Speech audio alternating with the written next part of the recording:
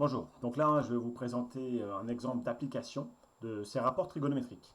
Et donc ça va nous permettre aussi de savoir comment on s'en sert et donc leur utilité. Donc ici savoir calculer un côté dans un triangle rectangle dont on connaît un côté et un angle.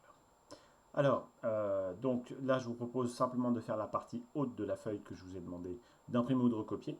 Donc c'est savoir justement calculer une longueur à l'aide des rapports trigonométriques. Alors, ici, donc on a un triangle TIR, rectangle en T, et on connaît un angle, ici l'angle TIR, et on connaît le côté TR.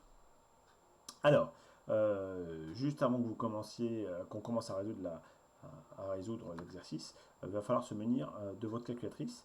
Je vous ferai un bref descriptif des touches qu'on va pouvoir utiliser sur une calculatrice qui n'y ressemble en aucun cas à une calculatrice que vous avez de manière typique, mais elle fonctionne de la même manière. Donc il n'y aura pas de souci là-dessus. Donc ici, on vous demande de calculer juste TI. La consigne est très succincte et en gras à ce niveau-là. Donc on demande de calculer ce côté-là. Donc je vais d'abord l'identifier. Ce côté-là, c'est le côté dont on souhaite la longueur. Donc, vous allez pouvoir faire un point d'interrogation. Voilà. Donc ici, on a cet angle-là que l'on connaît, l'angle TIR, que je vais donc repasser en bleu, ça va être notre angle de référence.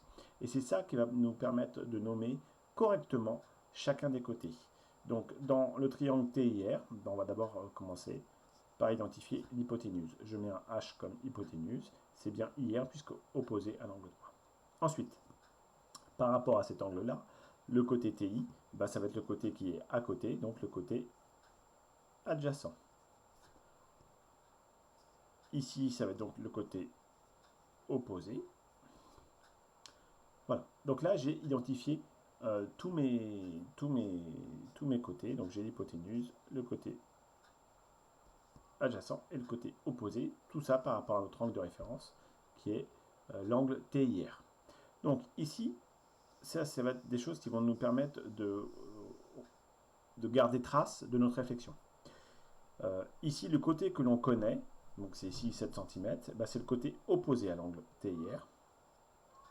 Donc je note ici opposé. Et ici, ce qu'on cherche, c'est donc le deuxième côté, ça va être le côté TI, qui est le côté adjacent. Et c'est à l'aide de ça, du fait que on va avoir besoin du rapport qui relie le côté adjacent et le côté opposé. Donc cela, moi j'ai enlevé ma feuille, et je reprends la feuille que j'avais juste avant. Qu'est-ce qui relie côté opposé et côté adjacent? Là j'ai adjacent, mais j'ai avec l'hypoténuse, donc c'est pas sûr qu'il me faut. Là j'ai opposé avec hypoténuse, c'est pas sûr qu'il faut. Mais pour celui-là, j'ai bien opposé et adjacent qui sont dans le même rapport. Donc ça va être ce rapport-là que je vais détecter. Donc à chaque fois que vous aurez besoin de calculer un côté, vous prenez en compte le côté que vous connaissez et le côté que vous cherchez. Ces deux côtés-là doivent être présents dans le rapport. Donc moi je cherche le côté adjacent et je connais le côté opposé. Donc ça va bien être la tangente que je vais utiliser. Voilà. Le fameux TOA. Dans TOA, on a opposé et adjacent. Donc ça va être le rapport tangente. Ça, ça va être la manière qu'il va falloir réfléchir. C'est identifier le bon rapport. Ensuite, la rédaction, c'est tout simple. Alors, ça fonctionne un tout petit peu comme le théorème de Pythagore. Hein. Il faut, pour utiliser les rapports trigonométriques, il faut un triangle rectangle. Donc, on sait que TIR est un triangle rectangle. Il n'y a pas de rapport trigonométrique s'il n'y a pas de triangle rectangle. Et ensuite, directement on attaque. Je vais écrire donc le rapport tangente, donc, qui se nomme tan, de l'angle TIR. C'est, comme on l'a dit, le côté opposé sur le côté adjacent. C'est TOA, hein, pour rappel. Donc, côté opposé, c'est TR, divisé par le côté adjacent, qui est TI. Voilà. Donc là, j'écris. Ça, j'ai le droit de l'écrire. Ensuite, on remplace par les valeurs connues. Comme pour tous les autres théorèmes qu'on a fait, on remplace par ce que l'on connaît. Donc, TIR, je connais, c'est 50 degrés. TR, je connais, c'est 7. Et TI, je ne connais pas. Et c'est ma valeur que je cherche. Ensuite, il va falloir identifier et bien comprendre que tan 50 degrés, c'est bien un nombre. Si je reprends mon fichier GeoGebra et que j'ouvre mon triangle pour avoir un angle de 50 degrés et que je calcule le rapport, j'ai beau bouger agrandir ou rétrécir le triangle en conservant cet angle-là, le rapport tangente reste toujours le même. Donc c'est un nombre. Voilà, donc ça, il faut vraiment vous dire que ça, c'est un nombre qui est connu, qui aurait pu être 2, 3, 4, et là on a 7, et là on a TI. Donc là, le petit artifice tout simple, ça va être de considérer que tangente, bah, c'est la même chose que tangente sur 1. Et après, pour pouvoir calculer TI, bah, on va tout simplement procéder à l'utilisation de l'égalité des produits en croix. Ou bah, la sorte de tambouille, hein, donc d'écrire directement que TI, bah, ça va être 1 fois 7 divisé par tangente 50. Voilà. On peut mettre 50 degrés si vous voulez. Alors la calculatrice, bah, ça va être tout simplement